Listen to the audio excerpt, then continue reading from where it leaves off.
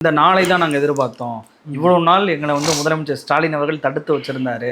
எஸ்ஓபியை போட்டு மக்களை சந்தைக்கு விடாம ஆக்கினாரு. என்னைக்கு தேர்தல் தேதி அறிவிக்கிறாங்களோ அன்னையிலேருந்து விஜய் மூளை முடுக்கெல்லாம் போவார், மக்களை போய் சந்திப்பார் அப்படின்னு சொல்லிட்டு இப்போ நடந்த போராட்டத்தில் கூட ஆதவர்ஜுன சொன்னார்.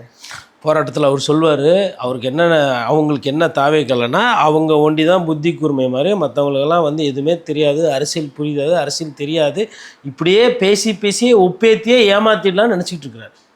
நான் வந்து மக்கள் ஓட்டு போட போகிறாங்க தாவேக்காக்கு, நான் அதில் மறுக்கலை. ஆனால் அவர் முதலமைச்சர் ஆகிறதுக்கு சுத்தமாக வாய்ப்பு இல்லைன்றது தான் என்னோட இது. அதாவது விஜய் அவர்களை பிடிக்கும், விஜய் அவர்கள் நடிகர், அவரை நேசிக்கிறோம், அவரோட ரசிகர் பட்டாலும் அப்படின்னு ஒரு கூட்டம் போய் ஓட்டு போடுவாங்க, அதில் மாற்றுக்கிறது கிடையாது. அது 8 விழுக்காடா 10 விழுக்காடா 12 விழுக்காடா இல்லை உச்சபட்சமாக ஒரு 15 விழுக்காடு போகுமான்றது தான் கேள்விக்குறி. அதை தாண்டி அது எங்கேயுமே செல்லாதுன்றதை நான் மாற்றி பேசலை. ஃபஸ்ட்லேருந்து நம்ம ஒரு 8 மாதமாக அதை தான் நான் பேசிகிட்டு இருக்கிறேன். ஏன் பேசுகிறேன்னா, அவரோட லட்சணம், அவர் கட்சி நடத்துகிற விதம், அவர் மக்களை போய் சந்திக்கிறதில்ல, மக்கள் பிரச்சனை புரியறதில்ல, மக்களுக்காக அவர் எதுவும் பண்ணலை.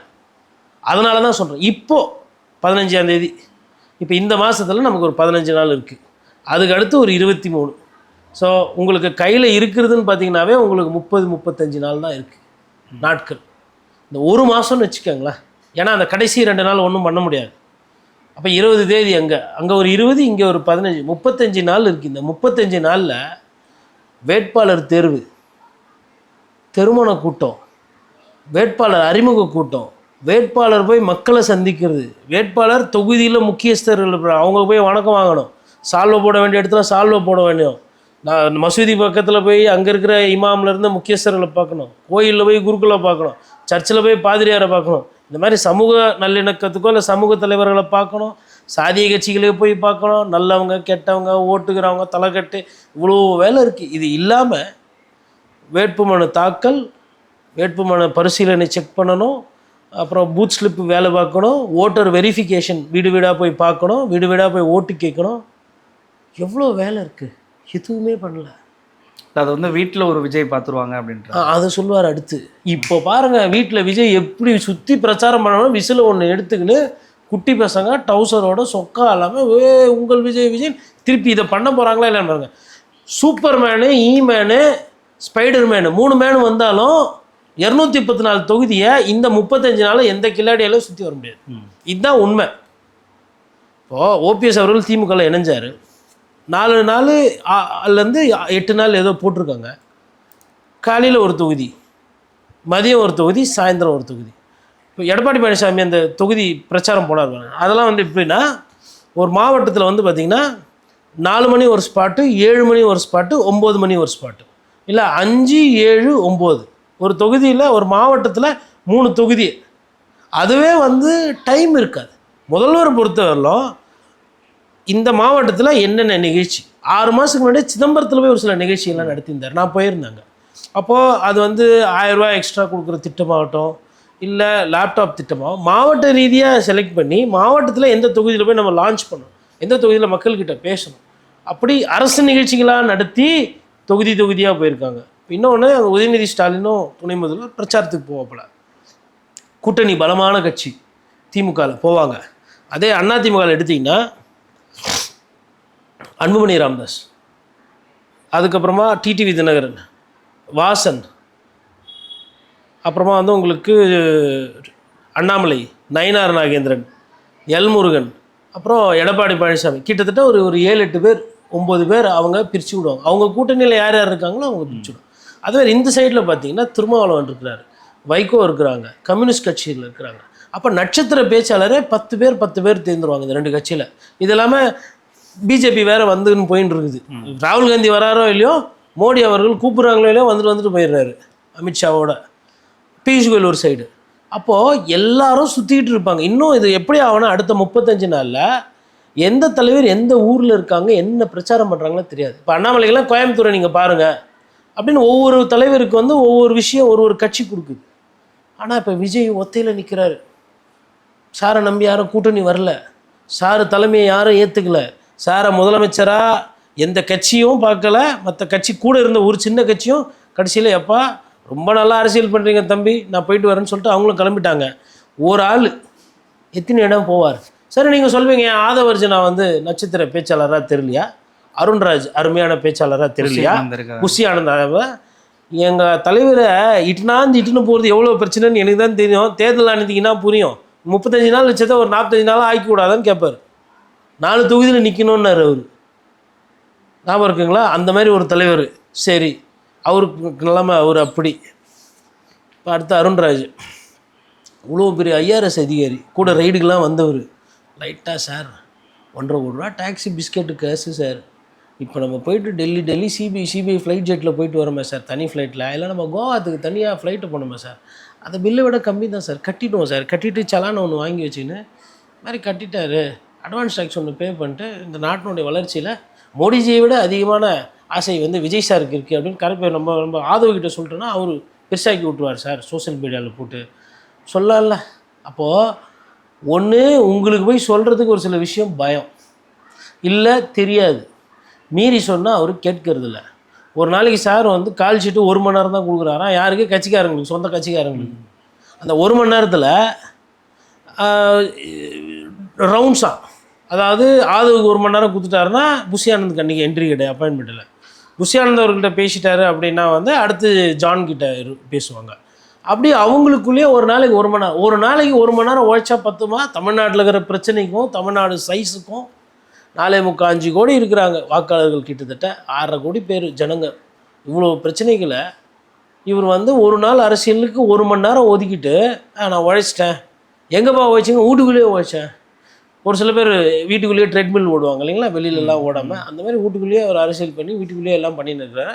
அவரோட அந்த பர்செப்ஷன் டிப்பானதை மறைக்கிறதுக்கு வேண்டி என்ன பண்ணிட்டாங்க, இப்போ வந்து பாஜக வந்து கூட்டணிக்கு பேசுகிறாங்க. பவன் கல்யாண் கூப்பிட்டாங்க, அங்கே வந்து சொன்னாங்க, நாங்கள் வந்து எங்களுக்கு வந்து அப்படியே 100 தொகுதி கேட்குறோம், நாங்கள் வந்து எங்களை முதலமைச்சராக அறிவிக்க சொல்லி கேட்குறோம் அப்படின்னும் போது, அப்பா முன்னாள் முதலமைச்சராக இருந்த ஓபிஎஸ் கொஞ்சமாக தான் கேட்டால். இந்த படத்தில் ஒரு சுந்தரா ஒரு படம் ஒன்று ஐயா லிவிங்ஸ்டன் நடத்தியிருப்பார். லிவிங்ஸ்டனும் ரம்பாவும் நடிச்சிருப்பாங்க. அதில் வந்து ஒரு வைத்தியர் வந்து ஏதோ ஒரு சாதாரணமாக மனைவிக்கு இது பண்ணிட்டு இவர் மனைவி மேலே பயங்கர அக்கறையாக இருப்பார் வீட்டுக்காரர். அப்போது வைத்தியரை போய் கூட்டணுவான்னு சொன்னோன்னா அந்த வைத்தியம் என்ன பண்ணுவாப்புல, ரொம்ப அதிகமாக காசு கேட்பாப்புல. அப்போ அங்கே இருக்கிறவங்க வந்து சிரிப்பாங்க. அவங்க பாட்டி வந்து 5000 ரூபா ஏதோ கேட்பாரு. போன வாரம் உள்ளூர் வைத்தியம் வந்தான், அவன் வேறு 50 ரூபா தான் கேட்டால் காதை கடிச்சிட்டாப்புல. நீ 5000 கேட்குற, உன்னை எங்கெங்கெல்லாம் கடிக்க போகிறானோ அப்படின்னோடனே வைத்தியர் தப்பிச்சு ஓடி போயிடுவார் டாக்டரு. அந்த மாதிரி இவர் வந்து முதல்வர் கேட்குறாரு, எதிர்கட்சி தலைவர் கேட்குறாரு, துணை முதல்வர் கேட்குறாரு. அவங்களும் அதாவது யாருக்குமே இப்போ என்னென்னா, சரி தாவேக்காவோட நம்மளை பேசுகிறாங்க என்னச்சு நல்லா தானே இருக்குன்னு அமைதியாக இருக்கிறது இவர் அட்வான்டேஜாக எடுத்துக்கினார். அதை வந்து துஷ்பிரயோகம் பண்ணியிருக்கிறார். காங்கிரஸ் கட்சியும் அதே தான்.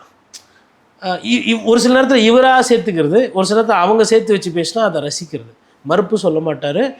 எந்த டீலையுமே இப்போ முடிக்கலை.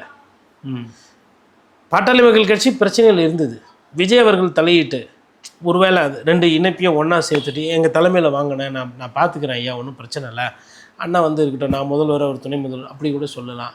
இல்லை ஓபிஎஸ் அவர்கள் வந்து ரொம்ப நாளாக யாருன்னா கூப்பிட மாட்டாங்களான்னு காத்துக்கிட்டு இருந்தார். அப்புறமா தான் கடைசியில் வேறு வழி இல்லாமல் அவர் திமுகவில் போய் இணைஞ்சு, சரி என்ன இருந்தாலும் திமுகன்றது ஒரு சேஃப்டி, எனக்கு வந்து பாதிப்பு இருக்காது அப்படின்னு சொல்லிட்டு அங்கே போகிறாரு.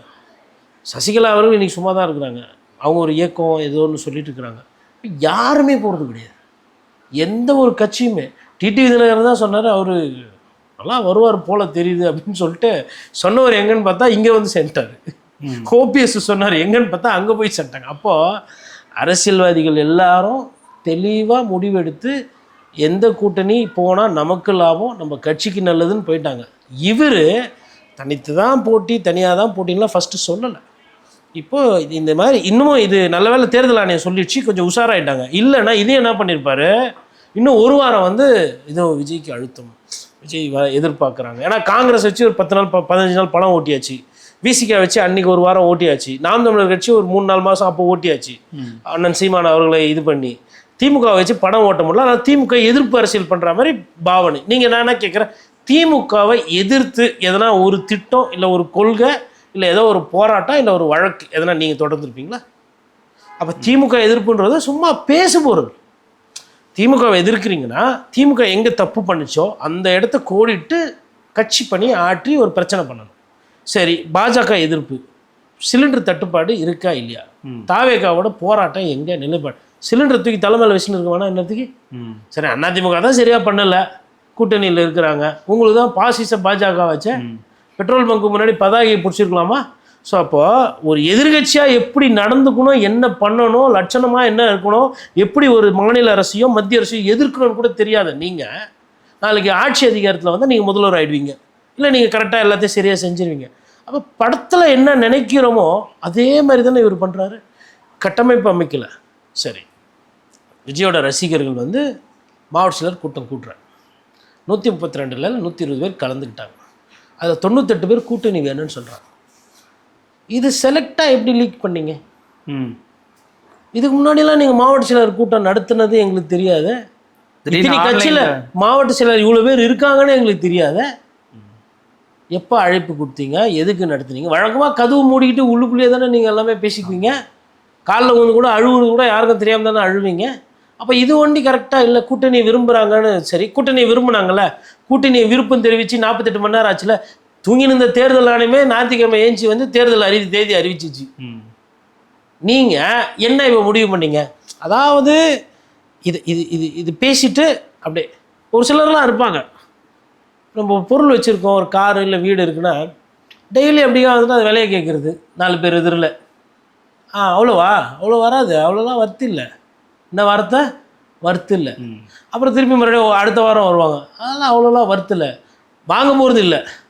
ஆனால் 4 பேர் எதிரில் நான் ஒரு பையர், நான் ஒரு பெரிய பிளேயர், நான் இதை பண்ணுவேன், நான் அதை பண்ணுவேன், இப்படி படம் ஓட்டிகிட்டு இருக்காரு. இப்போ தேர்தல் ஆணையம் என்ன சொல்லிச்சு? இப்போ அவர் சொல்லிட்டார்ல, அதுதான் வருது. இதுக்கப்புறம் தான் இருக்குது இவங்க. அதாவது இப்போ இன்றைக்கி தேதியில் வந்து எல்லாமே தேர்தல் ஆணையத்து கண்ட்ரோல். ஆதவர்ஜனா தான் சாட்சி. அவர் தான் சொல்கிறார், இனிமேல் எங்கள் அண்ணா அப்படியே பம்பரமாக சுற்றுவார். எப்படி சுற்றுவார்? பம்பரமாக சுற்றுவாருனாரு. இப்போ இவர் பம்பரமாக எப்படி சுற்றுறாரா, இல்லை பம்பரத்துக்கு ஜாட்டி பிச்சு ஓரம் வச்சிட்டா பம்பரம் எப்படி சாஞ்சிக்கின்னு இருக்குமா அப்படின்றது இப்போ தெரிஞ்சு போயிடும். பனையூர்லேயே பம்பரம் இருக்க போதா, இல்லை பம்பரம் வந்து எல்லா இடமும் சுற்றி சுற்றி வரப்போதா? எனக்கு தெரிஞ்சு அவருக்கு இனிமேல் நாட்கள்னு பார்த்தீங்கன்னா ஒரு குட்டி கணக்கு சொல்கிறேன். ஒரு 200 தொகுதி சுற்றி வரணும் அப்படின்னா ஒரு நாளைக்கு வந்து 30 தொகுதி, ஒரு நாளைக்கு ஒரு தொகுதி 10, ஒரு நாளைக்கு 4 தொகுதி சுற்றினா கூட 120 தொகுதி தான் அவர் கவர் பண்ண முடியும். பாதி தமிழ்நாடை, அதுவும் 4 தொகுதி போகிற முகமாக அது. அவ்வளோ வெயிலில் கஷ்டப்படுற ஆளாக அது. அவரை பார்த்தா அப்படியா தெரியுது நமக்கு. வேணால் எழுதி வச்சுக்கலாம். மாவட்டத்துக்கு போவார். வேணா 40 பாராளுமன்ற தொகுதி இருக்கு இல்லைங்களா, அவர் என்ன பண்ணுவார், பாராளுமன்ற தொகுதிக்கு போய் நின்றுட்டு நான் வந்து வட சென்னையில் வந்துட்டேன், நான் வட சென்னையில் இருக்கிற 6 சட்டமன்ற தொகுதி கவர் பண்ணிட்டேன். அதேமாதிரி வந்து என்ன பண்ணுவார், திருச்சிக்கு போனேன், திருச்சியில் இருக்கிற 6ம் பெரம்பலூரில் இருக்கிற அந்த 6ம் கவர் பண்ணிட்டேன், இப்படி கூட அதெல்லாம் உருட்டுவாங்க. 234 சட்டமன்ற தொகுதிக்கும் போகாமல் முதல்வர் ஆசையை வந்து அவர் வச்சுட்டு இருந்தார். நம்ம இது ஃபஸ்ட்லேருந்து சொன்னோம், இது கடைசியில் இங்கே தான் வந்து நிற்கணும். அவர் மக்கள்கிட்ட போய் பார்க்க போகிறதில்ல, சட்டமன்ற தொகுதியாக போக போகிறதில்ல, கிராமமாக போகிறதில்ல. ஒருவேளை அவர் ஜெயிச்சா வந்து பார்ப்பார்.